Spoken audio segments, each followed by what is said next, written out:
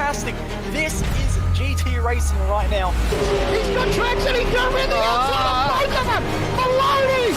Oh, he's taking Anderson! Anderson's up top here! Oh my god! Oh, big crash! Oh my goodness, half the field's gonna get rolled! Second very close. These guys are want to make their way through the field very quickly. Oh, there we go! Oh no! That's massive! This is it! This is over! I can't believe this! Oh my god! God, what?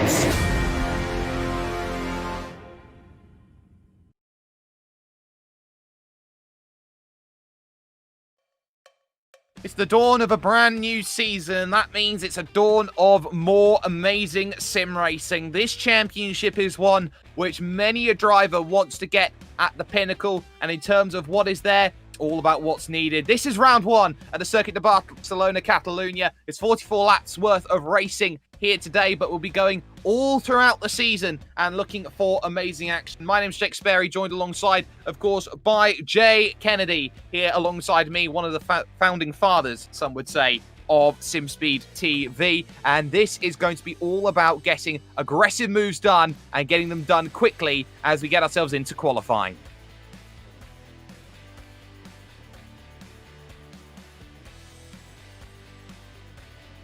Well, we're just hearing that Mr. Kennedy's mic isn't quite working the way that he would want it to at the moment, and I believe we just found it. Yeah, fixed it now. Hello, everyone. I'm excited to be here this morning. It's I haven't been in the series for a little while, so it's good to be back, and looking forward to seeing how it all plays out. It's going to be a very, very exciting race, and very, very exciting season as well. Well, let's just talk about that season for a moment. But before we talk about that season, let's go to last season and see what happened over the course of that last season, get through the championship perspective. There was your Season 4 champion in the Fiercely Forward car. It was Tom Volstra who picked it up with a slew of great late results in the season to overcome the deficit made by Javi Rose. So Tom Volstra finds himself with exactly what he wants out of this season, and there is going to be coming up on your screen pretty soon the top 10 in the championship, and it was a really telling championship as well between those who maybe took a more earlier time split compared to those who got the time split overall that they definitely wanted here on broadcast. Javi Rose in second, Michi Kaiser in third. The only driver we didn't see in the top 10 who is in the top 10 was Emil Stanciu, the Romanian. Yeah, it just goes to show how important racing with a lot of the top guys are and getting great results in those races, doesn't it? If you can get yourself good points in these broadcast splits, you find yourself in a great championship position. And it was a really good fight all the way to the last round between Volstra and Rose, and we weren't sure who was going to take it out until that last week of the championship, which made it very, very exciting.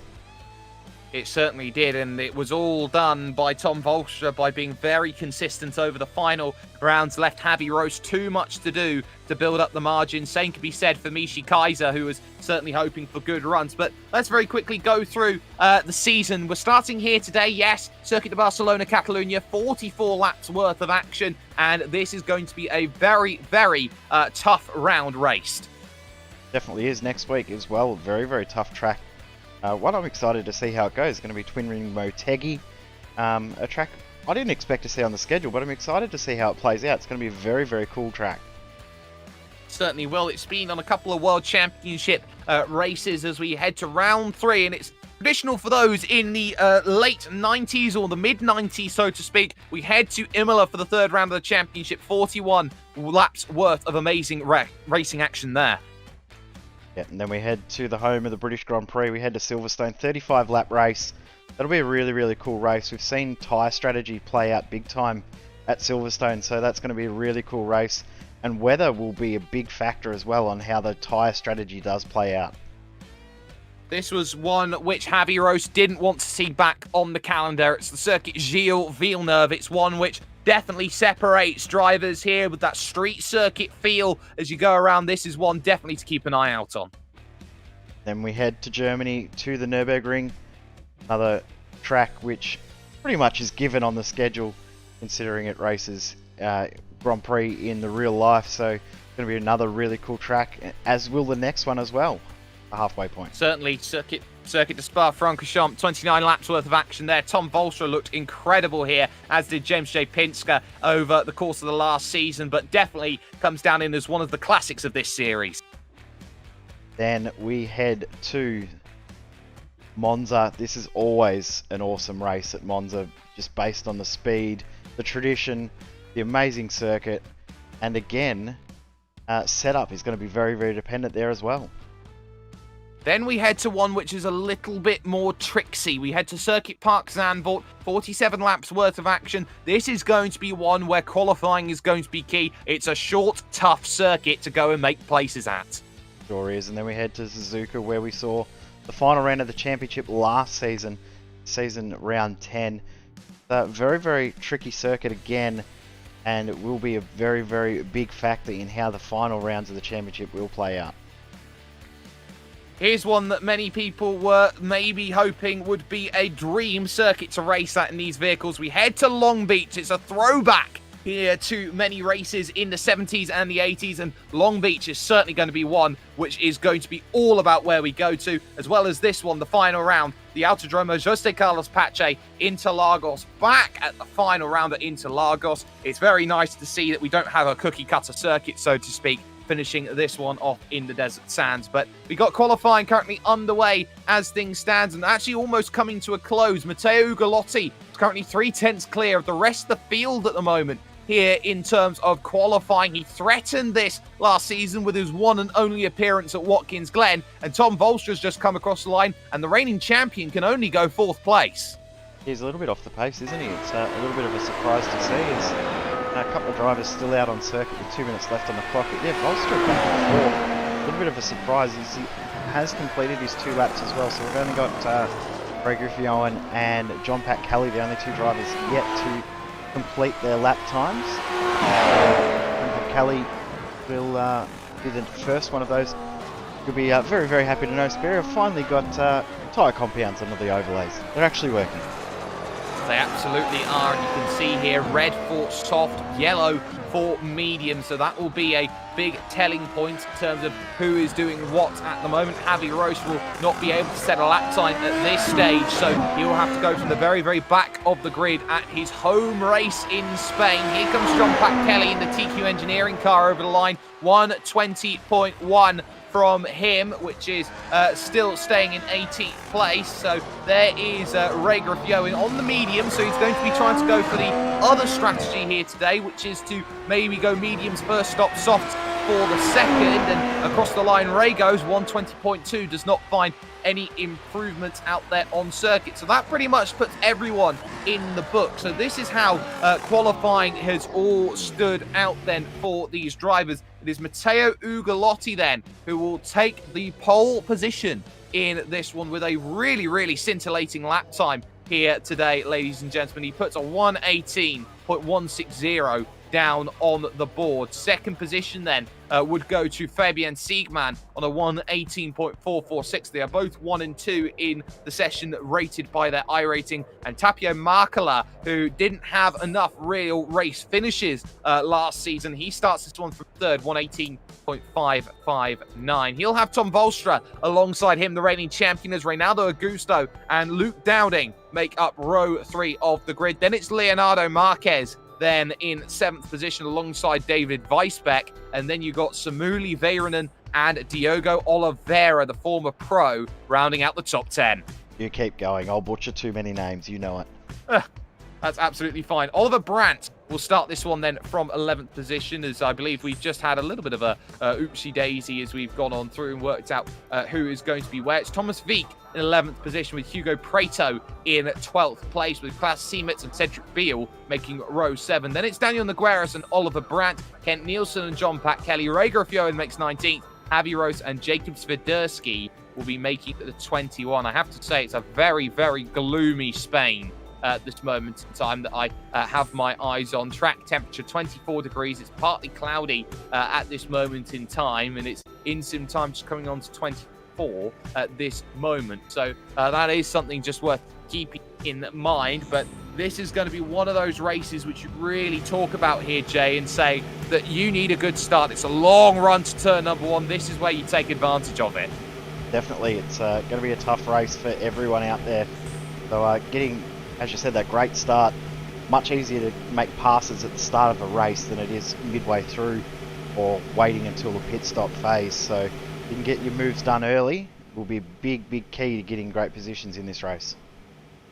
Well, whose home will Catalonia be for them here today? This is the sort of race where you want to set yourself off on the right foot. This is where you start building points early. If you leave it too late, like Javi Rose did, then you may be in a little bit of trouble. Almost everybody getting themselves up onto the grid. They have 2 minutes to do so. And here is the start procedure starting then, ladies and gentlemen. Let's get ourselves ready for action. Let's put 44 laps on the board and let's get ourselves underway then as they move on board. A great start by Seaman. He immediately challenges Ugolotti then on the running towards turn number 1. Bolster's got a good one. He's past Markela. They go on through. Has there been enough from Seaman? Ugolotti can try and hold the outside line, and he does so. Has he got the inside for 2?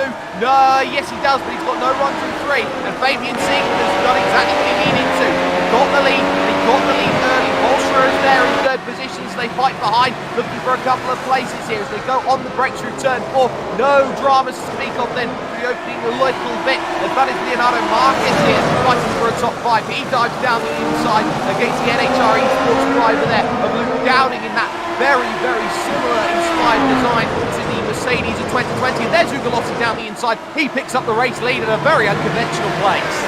Yeah, surprised to see that happen. Also seeing Xavi Rose has not taken to the grid. He's already done. And Diogo Oliveira also out of this race early on, so we'll try and pick up what's happened to him. But, well, what a start, what a move from Ugolotti. Yeah, exactly. Ugolotti has done a brilliant job there, got that move done on the inside and can be very happy with the way that one has all come about. There you can see here drivers are trying to get themselves a good run. Let's take a look at the motion simulation replay then. See exactly how that was done. It was all set up at turn number 5 to see that move happening there. So the inside was all there at 7. Matteo Ugolotti to have that one signed, sealed and delivered, so he can be quite happy. And we had someone up there on the roof. That's Diogo Oliveira who's run into those troubles and was effectively in all shades of hurt in the opening little sectors. We'll see this. It wasn't the best of starts from him. There were 3 wide in front of him, and he just tagged one going in. That was one of those drivers. I think that was going to be a little bit awkward, and Diogo Oliveira finds the wall and then rolled it at turn 4. Yeah, I think too much damage from that.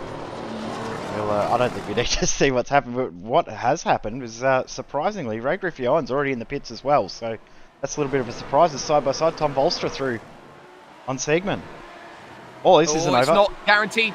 Look at this. Here comes Markela up at the very difficult turn 10, trying to make that move. Huge lock-up from the car behind as they now look to try and jam on the brakes. But Siegman has it a little bit better here as they go on through. No DRS until the 3rd lap here of this one, but crucially, Markela able to hold station with that one, with now Leonardo Marquez here in 5th place, trying to get into the mix.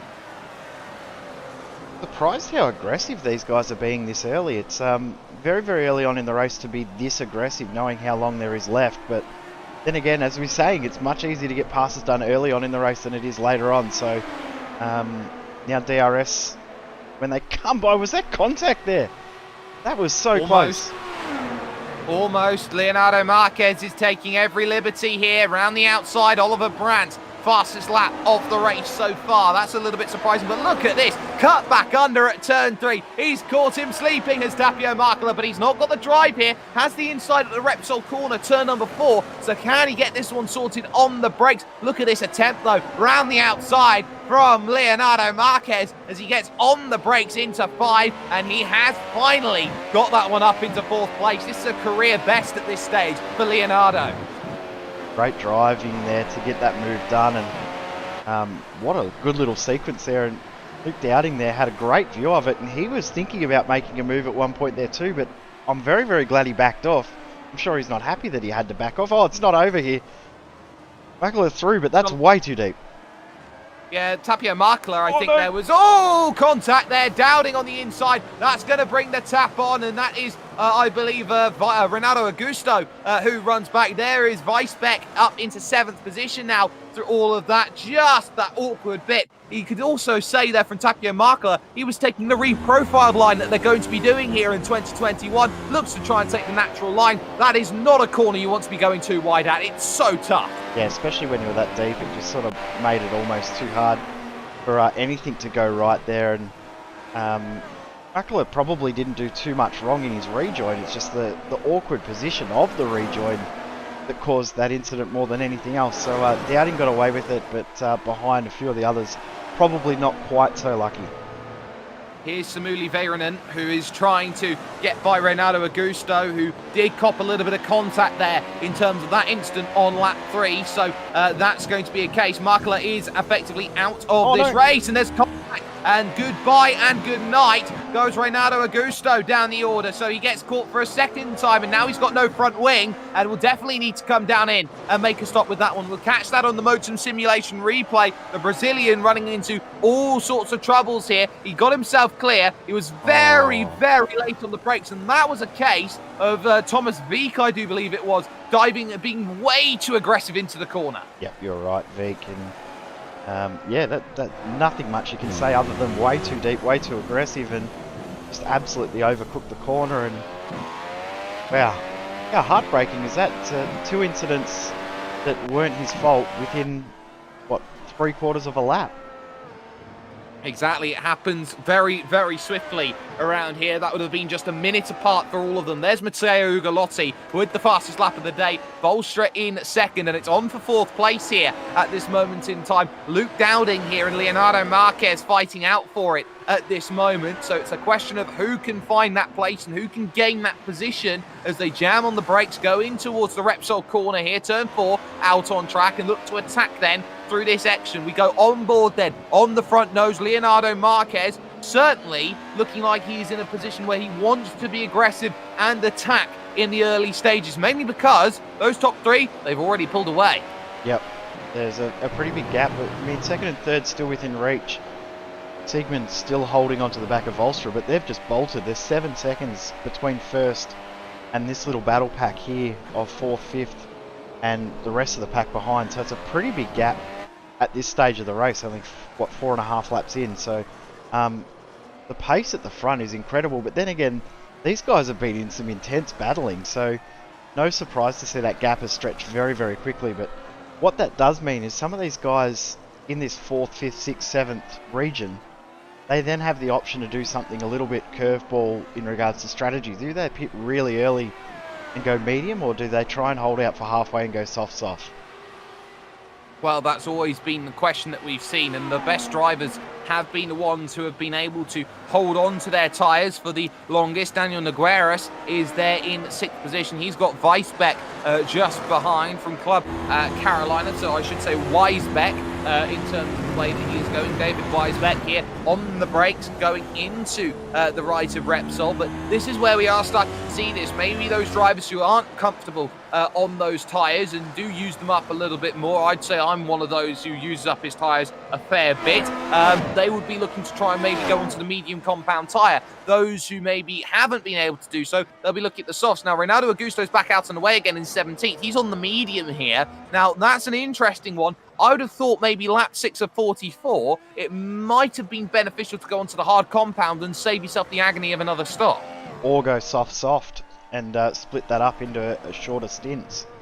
But yeah, medium, surprising, unless he knows that he's going to have to come back in again and go for a late soft run, but it's pretty much a lap down because you can see just in the background there's Ugolotti, so he will go a lap down here, you would say, Augusto, just based on the pace at the moment. It's incredible. He just pulled another second on these guys behind in the last 2 laps.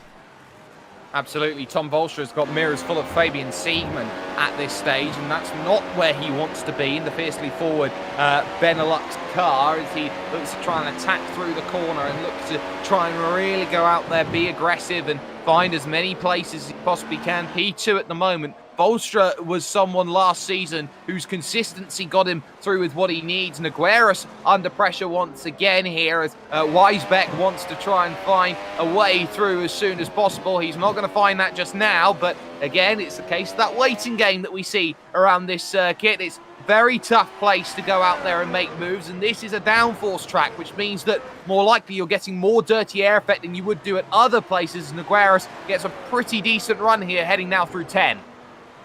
Big thing though is if Weisbeck can be close enough and use that DRS, he's going to get the move done pretty easily. But you can see those guys behind are starting to close up. So Figueres is definitely holding these guys up in this pack behind Weisbeck, Veek, and those behind. So this is going to be a little bit of an interesting battle pack over the next 5, 6, 7 laps.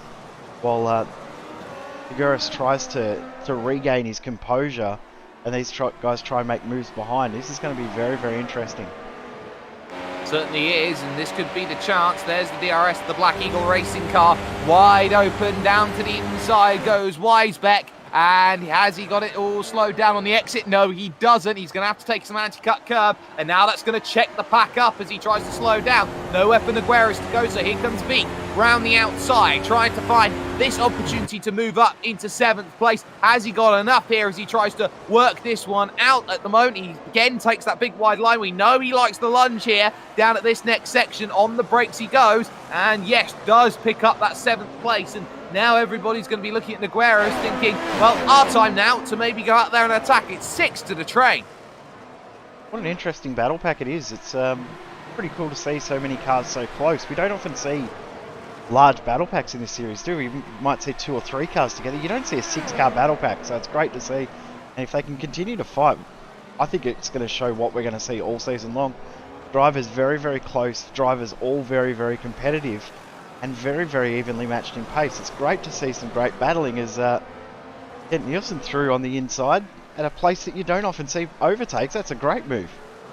That is what happens when you try and be aggressive and you don't pull it off if you're Samuli Väyrynen. That was a very, very well played overtake. And already into the pits on lap 9 goes Daniel Nogueras on those soft compound tyres. He's had an absolute horror show over the last couple of laps with them and has probably heated them up. Now here's Ollie Brandt under pressure. Here comes the move down the inside, and that is Cedric Beale who picks that one up. 9th in the championship last season, and now looking to start his 2021 season in the back end of 2020 with some really, really strong results. Yeah, nice little move there, just using the DRS, but interesting that they both had DRS, but the pace advantage was still huge, being the second car back, so the draft is still quite strong, even with both cars using DRS. I'm a little bit surprised that Beale was able to get that done as easily as he could. Well, as easily as he did, I should say. Well, Cedric Beale is someone who always has the ability to surprise. There is Nogueras back out on track in 16th position. He's on the medium compound tyre, looking to try and make that one play into his hands at this stage. But there are just a couple of battles out there which are starting to peak up. Here's one of them right now as we take an eye up at Jacob Swiderski. He's on the medium compound tyre here, so he'll be looking at trying to make his stop a little bit later than those drivers in front. But when he does so, it's going to be going on to a fresh set of soft compound tyres, you'd feel, try and get himself to the end with some very, very aggressive driving. Yeah, if he can hang with these guys that are out there on softs, he's going to have a big advantage in the next, 5 laps or so. If you can hold out to past lap 20, lap 22, he's going to have a real huge advantage over these guys that he's racing with now. So, yeah, he's finding himself in a good spot, considering he started back in 21st position. He's already up 8 spots, so he's the biggest mover in the race, doing quite well on those medium compound. Absolutely, he didn't set a qualifying lap time, and in fact, bingo, down the inside, you don't give those ones up too easily, and that was a very easy move done. He does miss the apex of the next corner, but Oliver Brandt, I think, has just about hit the cliff then when it has come to these soft compounds. Yeah, we're starting to see the lap times really drop off for a lot of drivers. 1.2 seconds off their fastest lap. Some drivers are as far as 2.5 seconds off their fastest lap times on the on these soft compound tyres now. So yeah, as you said, they're really starting to hit a cliff, some of these drivers. And the drivers that you've seen in this series for the last 4 seasons, this is their 4th season now broadcasting this, they seem to be the drivers that are able to manage the tyres a little bit better. Some of the guys that come and go or have just refound the love of the car maybe haven't quite mastered the tyre conservation as some of these other drivers have. Absolutely, and you definitely do seem to find that, and it's a little bit concerning seeing a couple drivers use up the tyres maybe here in about 10, 11 laps when you see quite a few times as Oliver Brandt does come in. He should be onto the medium compound pretty soon. You'd sometimes see drivers going 20, 22 laps in this sort of race on a set of soft compound tyres. The big key, though, is that this track is a higher tyre degradation style of circuit, which means that you're more likely to use more rubber here than you would do at other circuits, just because of the nature of the style of corners we've got, as Fabian Siegmann here, again, looking to harass the back of one Mr. Tom Volstra. Interesting too that Brandt took softs again, so he's committing to a two-stop strategy at least, based on his pitting on lap 11. It's technically going to be 3 stops if he goes that way. I don't think three stop will be viable at all. But yeah, this is a cool little battle. Siegmann's come back very, very strong over the last little bit, and has he just been happy just sitting back behind and matching Volstra for pace and saving the tyres? He's not going to be able to get it done around the outside though. Nope, not yet, but he's got the up and unders, try and make things happen. And of course, if he's trying to go for a 3-stop, Max Del Orco's calling. He wants his strategy back. But here is David Weisbeck. He's coming in, as is Samuli Väyrynen. Both of them looking like they're going to be going potentially to the medium compound tyre. We'll look on the left-hand side once we get that updated for you. But look at where Volstra is right now. He's just having to be cautious through every corner. He's just run wide, and that allows Siegmann the inside line here as they run towards 7. We've seen it twice already. Is it 3 times the charm as they go on through? No. Volstra holding the outside line, putting the power down well on the exit. Experience from the champion. I don't know how he actually held on there though, because you don't hold on around the outside there. Such a tough corner to do that, but he's done a great job. But then again, maybe Siegmann's just happy sitting back, saving some tyres, waiting for the right moment to pounce. Maybe he's just saving it for the front straight, but you can see just in the way that the cars are behaving that Siegmann's held onto the tyres just by sitting back and being more conservative. Volstra's had to be more aggressive, being the lead car. The car behind though, you can be advised as Volstra comes in, is not for position. That was the lap down car of Augusto, as Ubliotti also in.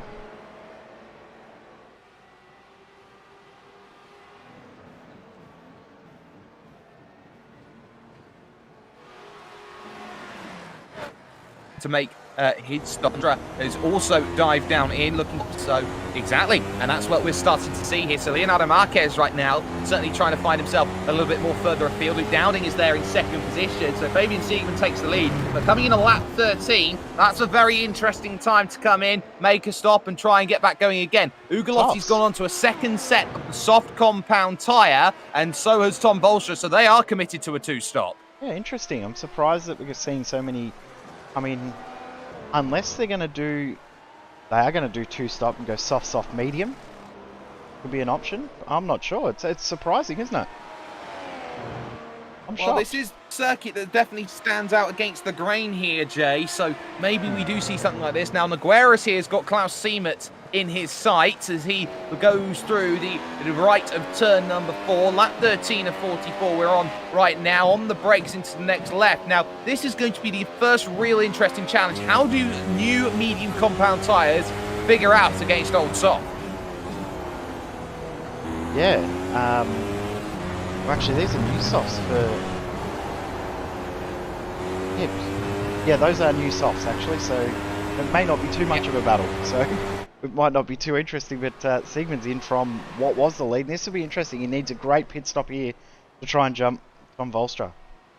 Well, he's got to try and do it on the overcut here. Volstra's got 1 lap fresher tyres, and he's been using them to full effect. You can see there is Siegmann, and there goes Siegmann. That is the power of the undercut here in this sort of race. He's pulled a whole second over the course of that, and maybe a little bit more we can add on top of that. So Siegmann with work to do here in terms of strategy. Out of the pits comes Thomas Wieck in the Lewis Hamilton-inspired livery, as here's Kent Nielsen, who is going to be jumping through against the likes of those behind that he was trying to get by. So he's doing a good job of things at this moment, and everybody here is looking at this one thinking maybe soft, medium the way forward. Here's the battle for the race lead, though. Leonardo Marquez down to the inside of Luke Dowding, and can he get it all turned? Oh, big up and down over the anti-cut curve. That's a big kickflip. Fingers crossed that hasn't caused too much damage to his car as well, but as you said, that's huge. That's not how you take the anti-cut curve, and I'm sure we're going to see him in the pits now, because that will be some sort of damage to the car. Yep, comes in. Dowding comes in as well, no surprise. But wow, that was huge impact. That was absolutely massive, and that would have been very, very concerning for them in the way that they want to try and run this one. Ugolotti sets fastest lap of the day. This is very firm. One-stop territory, though, lap 15, as Ugolotti here. You can see drivers like Jacob Swiderski here. He's under pressure for position as Volstra goes around the outside and picks that one off without too many worries. You'd feel that Swiderski's in this race here. If he can get himself over towards lap 23, lap 24, potentially on that set, or even longer maybe to lap 27, might give himself the best chance of soft compound. Well, then again, he could just come in at halfway and go medium again, because it looks like a lot of these guys are committing to 2 stops. If he can get himself in a good position, get to halfway, go another set of mediums, he might find himself in a really good position, especially from starting way back in the field. He'd be well and truly on for a top 10, maybe even a top 5. Certainly agree with you there, but he is now having to struggle with the fact that he's on older tyres here, as that was Siegmann who also went through and picked up that place. We look now behind from the exhaust of Samuli Väyrynen here as he looks to try and get away from Kent Nielsen, the Canadian here. So Canada versus Finland, it's a battle of the countries that are very, very cold. Both have ice running through their veins, don't they? Those guys, I couldn't handle that. Love my son too much. But yeah, this is an interesting battle. Both pitted pretty much at the same time. Slightly longer pit stop. So slightly quicker pit stop for Nielsen. So very, very close in regards to pace before the pit stops, and very, very even now too. After the pit stops, both set even fastest lap. So this is going to be a really cool little battle here.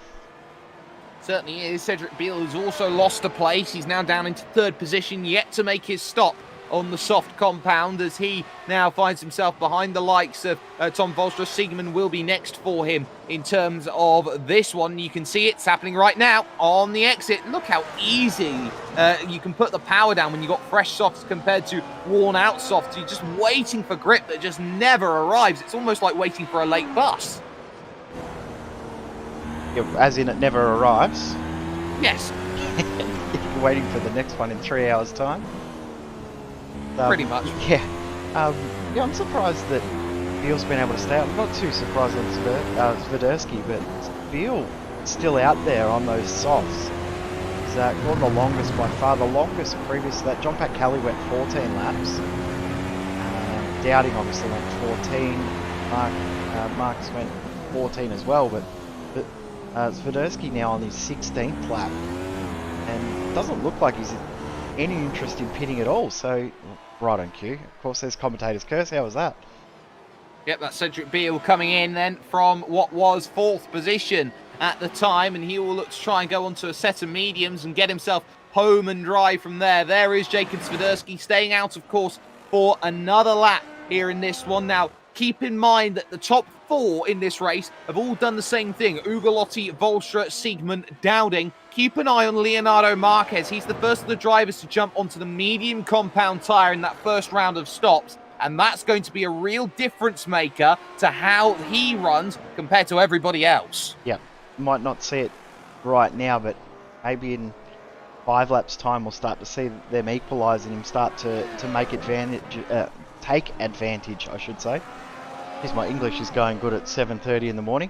Yeah, interesting that he's the only one to have done mediums. I'm surprised that not more drivers have gone that medium option at this stage of the race. I'm very shocked.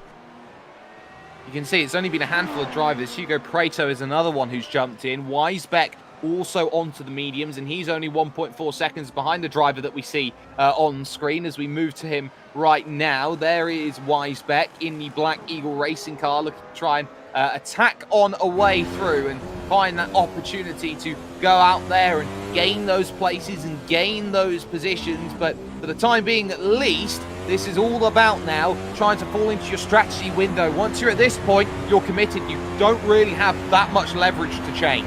Yeah, exactly right. You're committed to what you've chosen at this point.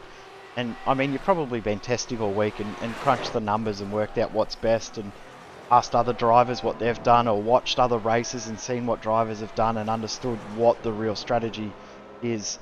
Interesting, remember when Siegmann came out of the pits, what was it, around about 1.4, 1.5 seconds separating he and Volstra? It's down to 7/10. He's back in DRS range. And you could say here at the moment, Jay, that part of that has been down to the fact that Volstra has to be the first to get past those two drivers, had to get past Swiderski, had to get past Beal on the road, and those were two things that really did hurt in terms of the way this race was being run. These two are looking at this, and those who are thinking about the soft compound tyre is thinking, well, how quick's the soft compared to the medium, and how long does the tyre last, and will we get an advantage by staying out? Well, look at Jacob Swiderski right now. Remember, they only caught him about 5-6 laps ago. He's already down now about 8 seconds here on Fabian Siegmann. So he's really struggling right now on those mediums in comparison.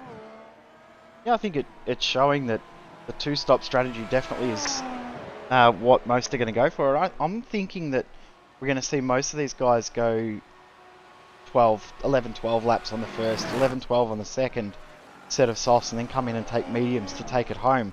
I think Swiderski doing what he's doing right now is showing that. And the other thing that's helped Siegmann as well catch up to Volstra, when, as you said, Volstra had to get past those guys, but what that also did, it meant that Siegmann got DRS to catch up to Volstra from a lot further than 1 second back. It was 1.5 seconds, but because there was those out of sequence cars in between, he was able to use DRS and get that time closed up a lot quicker, a lot earlier.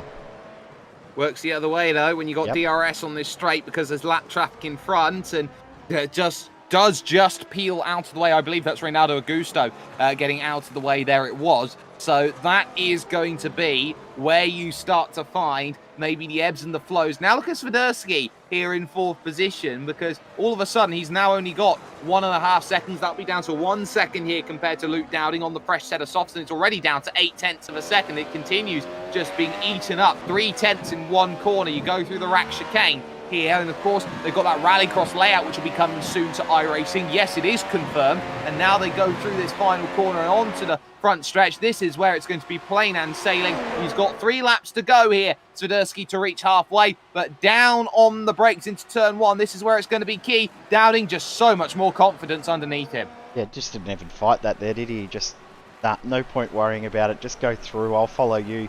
I was amazed at how much there was gain though through those corners. 0.3, 0.4 per corner. As Cedric Beal on those fresh tyres goes through. Fresh softs versus older mediums, never going to be a contest. So Cedric Beal back up into 12th. But yeah, I'm amazed at how much pace difference there is. So you imagine old hards versus fresh softs, the difference in the corner speed. It'd be incredible to see. But this little battle, ebbing and flowing and staying around the 7/10. Is Siegmann sort of sitting back and saving tyres once again like he was in that early phase? Well, he's got to be very, very cautious here, does Fabian Siegmann. He knows that he can't afford to be too aggressive on this stint. We saw him run a little bit wide with Tom Volstra earlier on in this race, and both of these drivers are dropping back to your race leader, Matteo Ugolotti, who is someone who was definitely worth keeping an eye out on this season. May have been an underlying favourite maybe to challenge for this championship, and after one round he'll be certainly hoping to stop the count, so to speak, as he finds himself now 9 seconds clear at the front of this pack. He's definitely not putting a foot wrong as someone who has been very, very much intent on learning, training and developing in this McLaren MP430, and has done for a number of years. He's doing a great job, and the pace has just been very, very consistent too. Of course, set the fastest lap of the race, 0.2 of a second clear of everyone else in regards to fastest lap, but this lap by 0.4 quicker. The lap previous was half a second quicker than everyone else. He's just being very, very consistent in his lap pace. I mean, there's gradual fall off as you'd expect, but the fall off isn't anywhere near as extreme as everyone else as well. So he's just cruising along, but he's doing it in such a fast way. He just looks almost robotic in the way that he's driving, just putting the car perfectly in position every single lap. Goes quicker on that lap than he did on the previous one by another 1/10, which is, what's that, 4, 5, 6/10 of a second quicker than pretty much everyone else in the field the previous lap. Interesting, his lap just then versus Swiderski's previous lap, 3.4 seconds quicker. Ooh.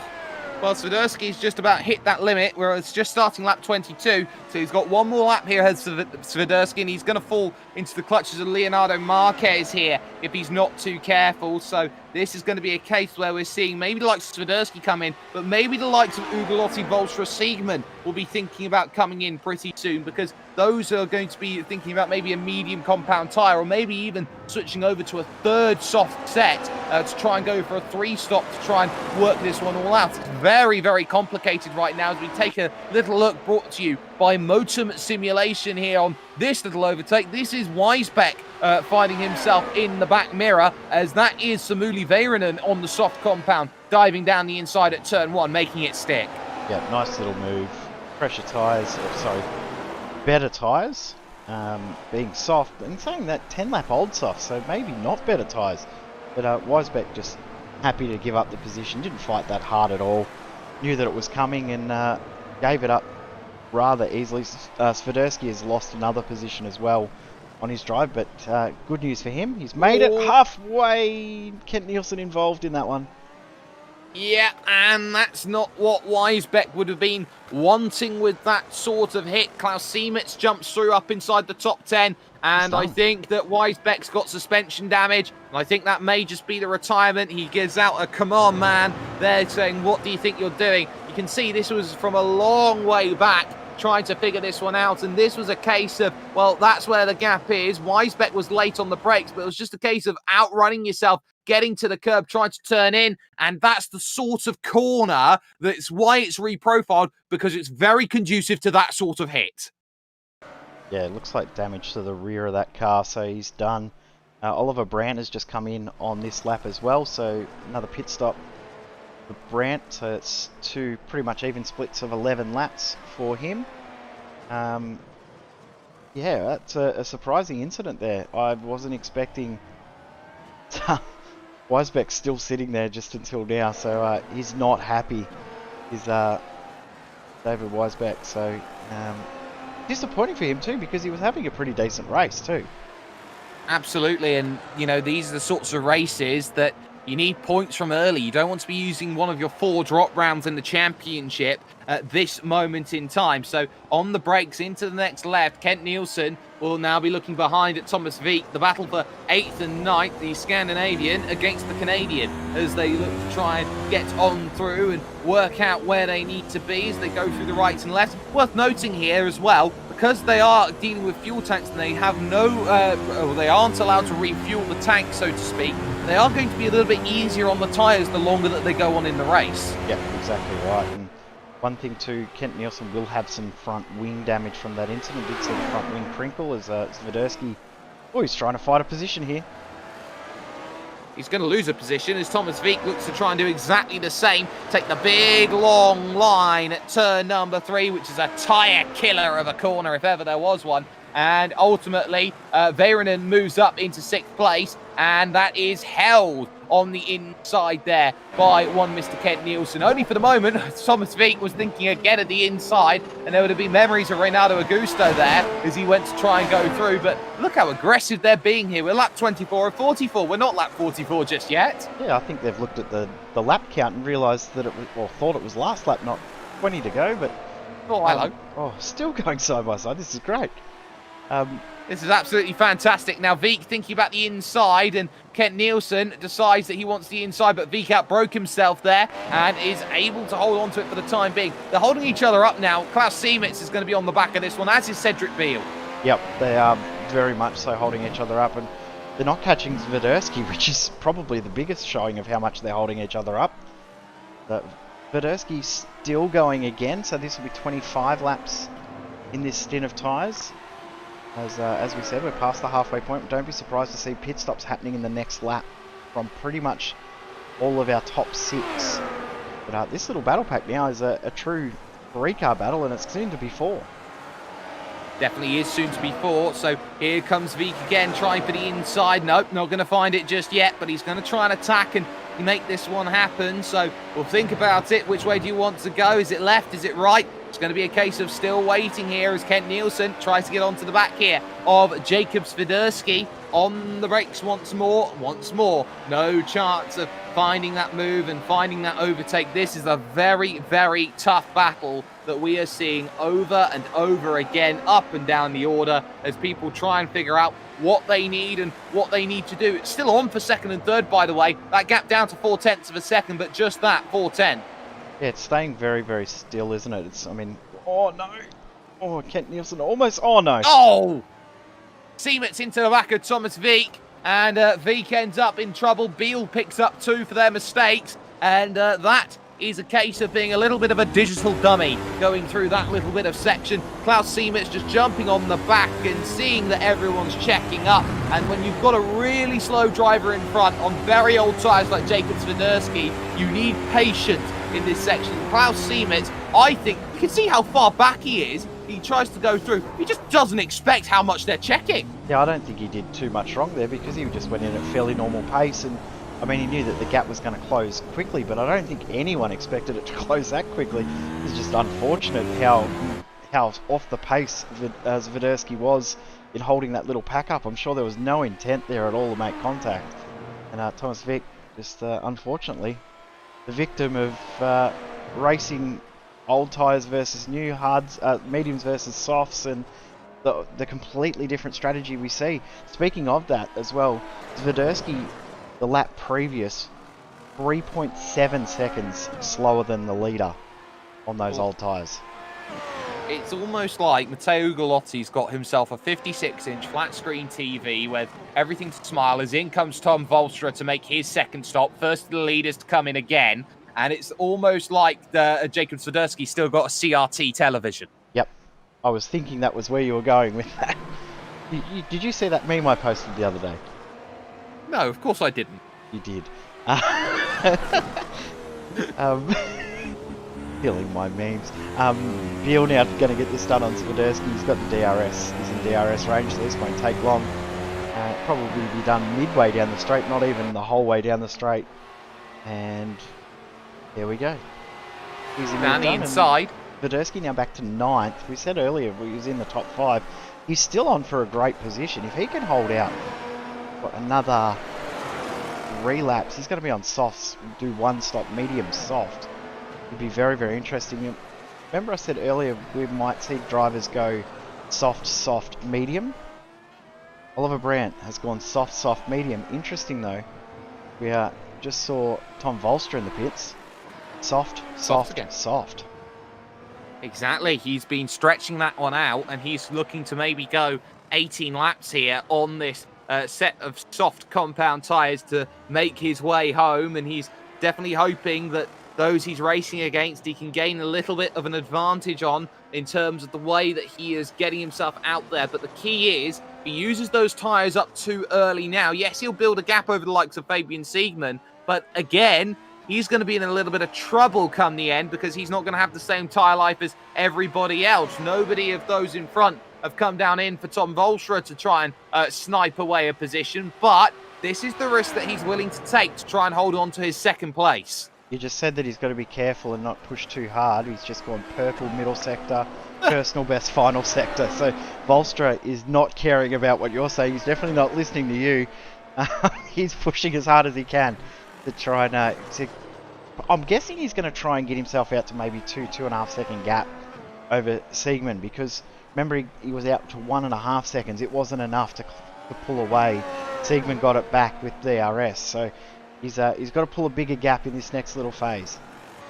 And that's what he'll be trying to do with this one. Out comes Klaus Siemens then onto a set of soft compound tyres as he looks to get himself going. There is Samuli Väyrynen. He's come in, it seems, and has made a stop. He is back out and away in 11th place on another set of the soft compound tyres, so he'll be trying to make that one work. There's your race leader as Matteo Galotti. Fabian Siegmann, though, he stays out again for another lap, so they're staying out really long, trying to get as much life as they can so they have an aggressive final stint maybe in this race. There's Luke Dowding in third. He's also staying out. Every lap they stay out plays into the hands of Tom Volstra and the gap that he can build.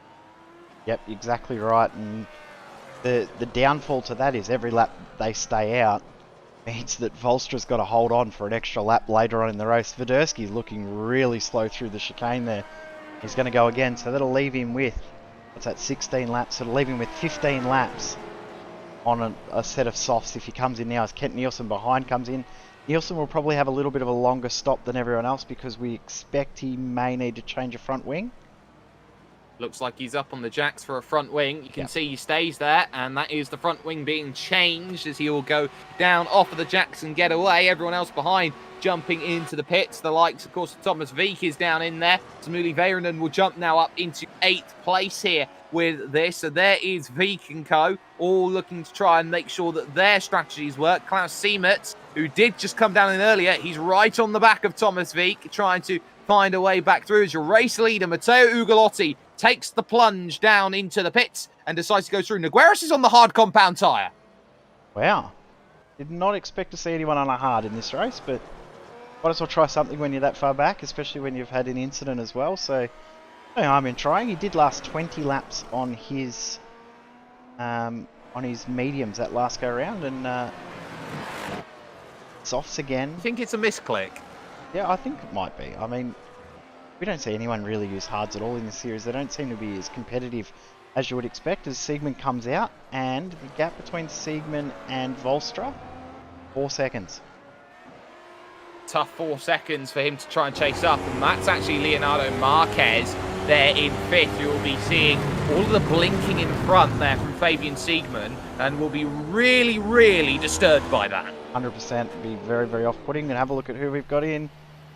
Swiderski. Finally. He'll be loving this out there on softs now. This will be like a whole new car. As you Australians would like to call it, the field is now officially cleansed at this stage as he gets out and away on a set of new softs. And look at where he's going to come out, right behind Klaus Siemert. Has he got to fight this one on the inside? Nope, not going to have enough there to get through. So now he's in a fight here. Got to get through and be quick here on this set of softs to get a top 10 finish. Yep. He'll feel like this is a whole new car now, though, so he might have a little bit of pace. The issue that he's going to have is that you can get very, very tempted to overdrive the car when you've got some fresh tyres like this, especially when you've been limping around on old tyres. You feel like this is a whole new beast. Very, very easy to make mistakes when you've got so much more grip than what you had previously. So he needs to be a little bit cautious around that, and hopefully for him he doesn't make mistakes. And if he can get back up into a top 10 position, that would be a fantastic drive from where he was. Absolutely. You've only had a handful of retirements in this race, and they are 4 of them. Diogo Oliveira, Javi Rose, Tapio Markala, and then David Weisbeck have all been the retirements. Of Cedric Beale comes down in and makes his stop. Luke Dowding yet to make his stop at the moment. He's there right in front of Tom Volstra by a second, but here's Swiderski still stuck in this draft train, and this is the key here around this circuit. If you can't get by and you're stuck in the train, you're stuck for a very long time here at the circuit of Barcelona-Catalunya. Yeah, exactly right. You've got to make sure that you can get yourself through in these situations. Try and get these positions when you can.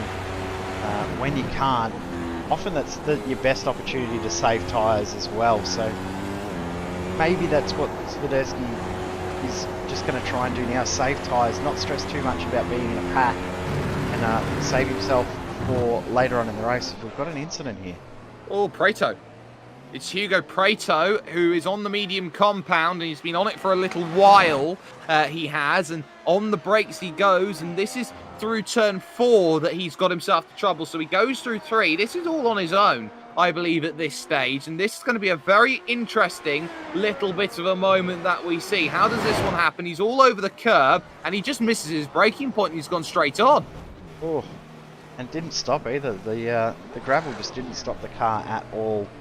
And that front wing is fairly heavily damaged, so that's unfortunate for him as Luke Dowding finally has come in. He's gone softs again. He certainly has, and he's out and away again, quite comfortably, I'd say, as well. Can I just point out that he's almost perfectly made a solo recreation of 2014 Hamilton and Rosberg? Very true. Ugliotti just did the unofficial fastest lap of the race as well, at 1:19.5. It's unofficial because he had an off-track incident point during that 1:19.5, so that definitely would not count because he's being too aggressive out there on track, and it's not an official fastest lap. There is Tom Volster in second position. He's 7 seconds back of your race leader right now, but he's only now down to 3 seconds clear of Fabian Siegmann, and he's got himself now 12 laps to go when he crosses the start-finish line. Try and figure this one out in the final third of this race and hold off behind the hard-charging Fabian Siegmann. How's that for a response from Volster, though? The official fastest lap of the race. Yep.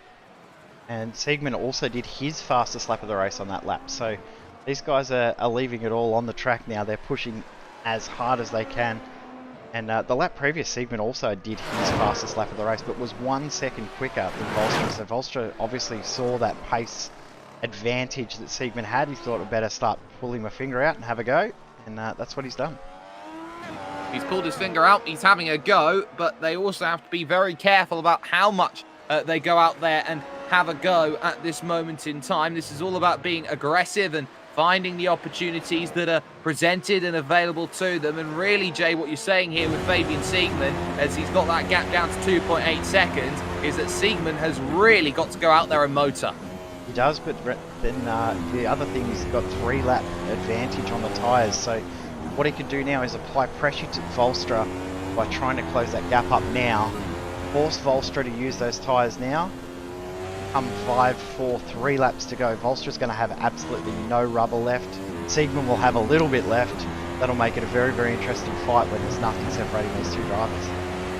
Absolutely, and those drivers who are trying to find moves and find places, those are other drivers who are struggling. I've just caught a little look at Jacob Swiderski once again, and he is going nowhere. Siegmann's got the fastest lap of the race now, but Siegmann is doing well, but it is actually Swiderski who is stuck, and purely stuck, you could say, at this stage. He's found the back of Klaus Siemens coming out of the pits, and he's still found the back of Klaus Siemens. He could probably recite every single sponsor on the back of that car. Very, very evenly matched in pace. So the fastest laps, previous laps, last 3 laps since Swiderski's come out of the pits, they're very, very identical. So no surprise to see them very, very close. And the big disadvantage that Swiderski's got is Klaus has also got DRS from Thomas Vick just ahead. So that's making it a little bit tougher. Gap between second and third, 2.4 seconds. This is closing up. It certainly is, and there's also one more gap that needs to be focused on in the final stage, and that's Luke Dowding versus Leonardo Marquez. That gap is at 12 seconds right now, but Marquez, I'd assume at this stage, is out for the long haul on those medium compound tyres, where Luke Dowding is going to be on those softs and trying to attack into Leonardo as his old mediums start to hit that cliff. So maybe that one will be another one that comes down. If not, Marquez has strategized his way to a wonderful 4th place if he can keep this place going. Yeah, last lap by only 0.8 of a second difference. We'll see what the gap is this time. So 21.6 and a 20.4, so 1.2 seconds advantage. 1.2 seconds a lap over 10 laps. But It's 12 seconds. it gap's 12 seconds at the moment, so it's going to be a very, very close finish. Absolutely, but Luke Dowding's got to continue with this, and Marquez has just got to hold on in the final stages. Here is Fabian Siegmann, gap down to 2.3 seconds now here in the final stages of this race. He'll be certainly looking to try and attack and be aggressive and find those places if he can, move up into second, put pressure on the championship leader, who is not actually falling away from Matteo Ugolotti at this stage, who is managing this race at the front very much like he did last season at Watkins Glen. So maybe for Matteo Ugolotti, he's just turned the wick down a bit and decided, you know what, I don't really need to win by 15 seconds, I can happily win by 7. Yep. Doesn't matter how much you win by, nobody remembers the margin, do they? Either win by a tenth or you win by a mile, it doesn't matter, you still get the same amount of points. So taking his time, making sure he saves the tyres and doesn't burn them off, so he's got nothing left to fight with. If someone does something special behind, it's probably just as important as anything else right now. Interesting, the top 3 lap times, 20.1, 20.1, 20 flat. They're definitely a class above the rest of the field at the moment, these top 3. Absolutely, and they are finding their own battles. And there's another one brewing for 6th and 7th place at this stage. This is Samuli Väyrynen and Cedric Beal having their scrap, and Beal has really rocketed back into this race with a really aggressive run on that opening set of soft compound tyres. They go in towards turn number 1, 2, and then 3 will follow up very swiftly. This is a case where Samuli has to be very cautious behind Cedric Beal, wanting to gain probably the last position he can in this race. Yeah, so Beal on 3-lap newer tyres is going to have a big advantage. That's probably what we're seeing, the difference in pace right now. Last lap by 0.3 of a second. Beal did his fastest lap of the race last lap, as did Vernon. So both did their fastest laps last lap by. Speaking of fastest laps, have a look at that time. 119.3 for Matteo Ugolotti. It puts him in a really nice position now. 8.5 seconds clear of Tom Volstra. That gap now down to just 2 seconds. The reigning champion under pressure for second place from Fabian Siegmund, but we see once more that's how the gap looks, and it's just been steadily chipping away again and again. Same can be said for Marquez and Dowding right now. That gap is down to 8 seconds on the road there or thereabouts. So everyone is starting to find those times that they very much need to at this stage. How good of a run does Cedric Beal have in the run towards turn number 1? Doesn't look like he's close enough here just yet. Needed an extra 50 meters on a very long front stretch. Yeah, and he actually missed the corner too, so Beal was probably trying to concentrate on how close he could get before he put on the brakes and maybe make a move, and he'd outbrake himself a little bit, missed the apex, and now he's got to do it all again on this lap to try and close that gap back up. It's now out to 0.6 of a second. Cedric Beal, a little mistake. Oh, these times are incredible. You know, when we said that he's just happy with 7 seconds, I don't think he's happy with 7 seconds. As soon as we said that, wasn't it?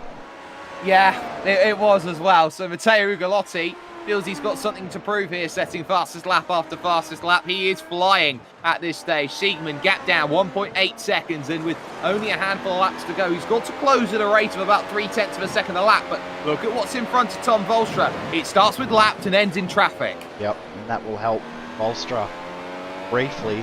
And saying that, hindered Volstra because he found that lap traffic at the wrong spot. And Siegmund gained, what, half a second pretty much. He just lost a couple of tenths back there, but yeah, Siegmund now. Just a random question, where is the DRS activation point for the second DRS here? It comes just after turn 7, so that's going to be awkward because you come up the hill and you move through the big right of turn 9, and you're always trying to find yourself a way to attack. So no DRS available for either driver then as they went on through, and it did cost them just a little bit of time as they go through. Siegmund's got the gap at 1.7 still, so Tom Volstra has responded very well through the lap traffic then, just holding back Fabian Siegmund, who needs to get within 1 second to have a realistic chance of attacking here. But we are now down to 6 laps to go here at the circuit of Barcelona-Catalunya, and it's all down to who can find positions, who can find moves, and let's not find Klaus Siemertz in the wall coming out of turn 5 and into 6. Strange spot to be in the wall on the inside there, and I think he's done this one all on his own. Vidursky had already gone through. But yeah. Oh. It's a nasty hit into the tyres. He was trying to gather it back, but the car wouldn't bite, and that's why Jacob Vidursky found himself the way through, just like that. So really tough lesson for Klaus Siemertz. It's always awful when you go through 39 laps and effectively find a race-ending crash like that one. Yeah, heartbreaking too, because these are such long races. I mean, we've done, what, 165 kilometres of racing already, over 100 miles, and you get to that point, find yourself in the wall, you're going to have to limp it around, probably get another front nose cone and then go finish it off from there. But this gap is getting close. It is almost a second. Depends on that suspension damage, but look at Fabian Siegmund's strike. He's given himself just enough time. It's 1 second and a little bit of chump change. He's not going to get DRS on this straight. as he looks to try and attack forward. You can see they needed an extra. Oh, actually he is. He just got through there on the activation marker because it does close up through that chicane section, so he's been able to get DRS, and now he'll look to try and attack here and really hurt Tom Volstra, who's got 5 laps to hold off on what is, I believe, 3-lap older soft tyres. Yeah, Volstra's going to have a real tough ask. He's going to have to try and show us all why he won this championship last season, because this is what championships are made of, holding on, fighting these battles and not losing positions. It's going to be a very, very tough ask for Volstra to hold on here, but if anyone can do it, it is the reigning champion. Tell you someone else who needs to hold on, Leonardo Marquez. 5 laps to go, gap 4 seconds to Luke Dowding. This is going to be awkward. It is, but the advantage that Leonardo's going to have is that by the time Dowding gets there, his tyres are going to be absolutely shot. They'll be... Oh, in saying that, Dowding was one of the last to pit, was he not? Yes, 8 laps ago. So yeah, it might be a lot easier than we might expect with the tyre life. But I tell you what, this might not be too hard. Siegmund's there. Siegmund is there, but he's there at 6/10 of a second. It's a little bit too far back, you'd feel, at the moment, but already a third of it, half of it's gone now, and he'll start to think about that inside. Get in the mirrors, why don't you? Out of straight. Not going to find it this time through turn 1, but now you're going to start hitting that dirty air effect, and this is where it gets tough. Go and make those moves and to get into position, because you have to try and follow in the train tracks of the car in front. You can see he's all over Tom Volstra on the older set of tyres, and maybe he might even have a lunge here at turn 5, but he's just out of drive on the exit. On the brakes they go. Volstra is clinging on by a thread. Definitely, it's obvious that he's literally holding on. He's just got nothing left. Remember, these tyres for Volstra were are the oldest out of the group of current softs, because he did come in first, out of position, out of sequence, to try and make something different happen, and it paid off for a little while. But now we're starting to see the downfall, the payoff of the advantage he had earlier. Now he's at the disadvantage stage. Siegmund looks so much more comfortable on these tyres now. He certainly does. Through then into the final section, the rack chicane. They drive on through a very, very tough chicane to get right, but look at the double bits of traffic. They've got John Pat Kelly and Ollie Brandt just in front that they have to deal with, and this is going to give DRS now to Tom Volstra. Gives him the recovery that he needs, and you can see here in a straight line, they'll go through one of them. That one, of course, is John Pat Kelly, who gets well out of the way. And now here's Luke Dowding. And look how very quickly he's caught Leonardo Marquez. Marquez's medium compound tyres have hit the proverbial cliff with 3 laps to go. Yep, 27-lap-old tyres are not coping right now, and Dowding through on his 10-lap-old softs. That is easy move. Saying that, the speed advantage... I'm surprised there. Dowding wasn't able to get it done just on outright pace there. No, that's a very, very trimmed car that Leonardo Marquez is driving with. If we look back from Tom Volstra here, Fabian Siegmund just behind, trying to find that place. This is awkward as he goes through and gets past the lap traffic of Brandt, who got out of the way. But now Siegmund has himself full license to go out there and attack. This is the part where he wants it to be, with only a couple of laps to go, leave minimal response time. Yep, 2 laps left. This is where he's got to get it done. Probably has to do it. Does he do it this lap and then hope that Volstra can't come back, or does he hold out and try and set it up for the next lap? But then again, Volstra's going to be more defensive next lap, isn't he? Interesting little battle.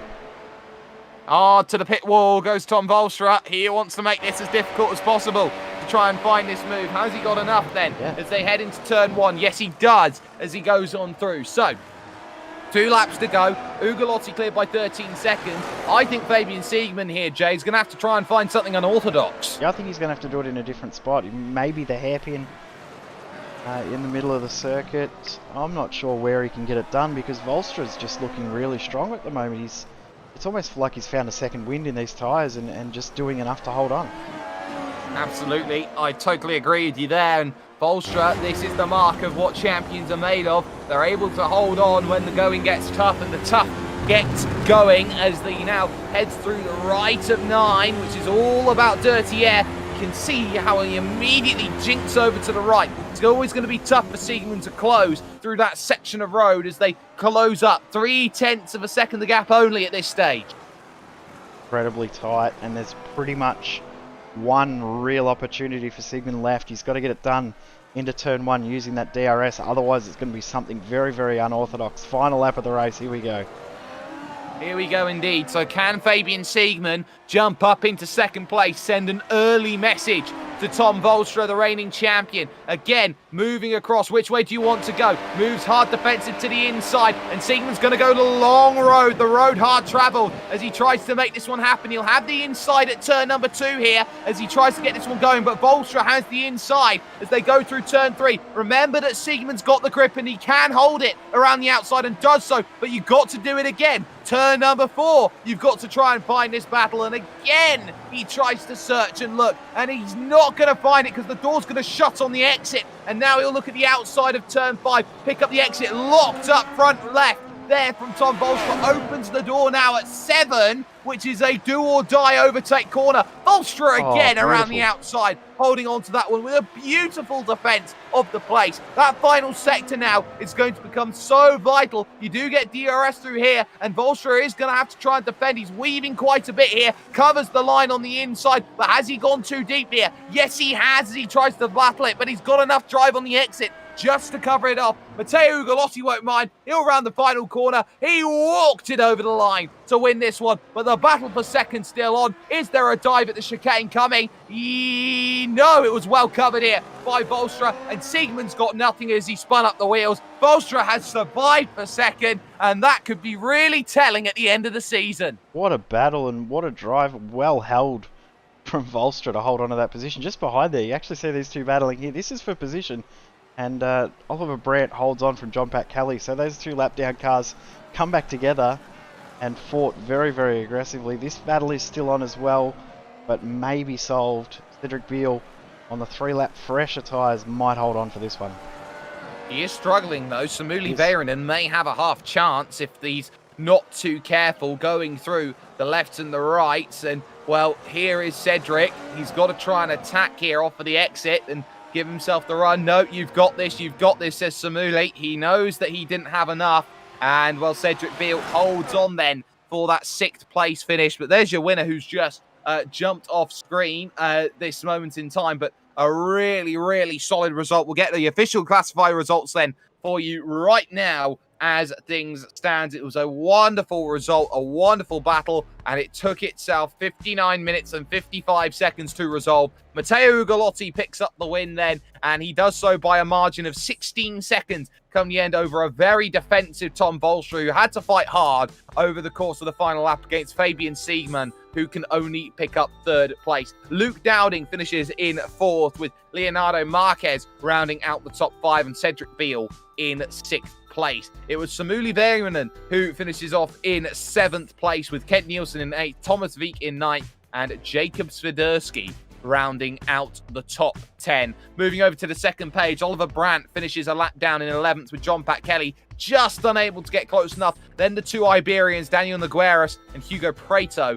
they are 13th and 14th. It's 2 laps down for Renato Augusto, who got caught out early on, and a retirement central we find ourselves at now, with Klaus Siemens, Ray Griffioen, David Weisbeck, Tapio Markela not getting the good start, Javi Rose not getting the good start either, and then just moving over, Diogo Oliveira as well, running into those sorts of troubles. But Jay, that for a first round is a real confidence booster for Matteo Ugolotti. He knows that he has pace, and he has just put 15 seconds on the reigning champion.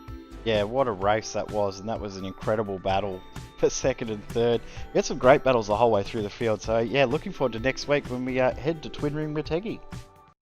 And Motegi is going to be one where we are definitely going to be hoping to see some more amazing action. A massive thanks, of course, to those who get it done for us, to Motum Simulations, who have been on the replay here today with us, from Jay Kennedy, pulling double duty on cameras and commentary, and from myself, Jake Sperry, Matteo Ugolotti. He showcased just a glimpse of what he was going to do this season over at Watkins Glen. And my goodness, has he taken the gauntlet and has thrown it down at the feet of the reigning champion. 16 seconds. Oh, that's going to be tough to close over the end of the season. But if there's any place where the unpredictable becomes reality, we'll be heading over to Twin Ring Motegi for what is the second round of the championship. And as we all know, anything is possible when you find yourself in a sim race. We'll see you in 1 week's time.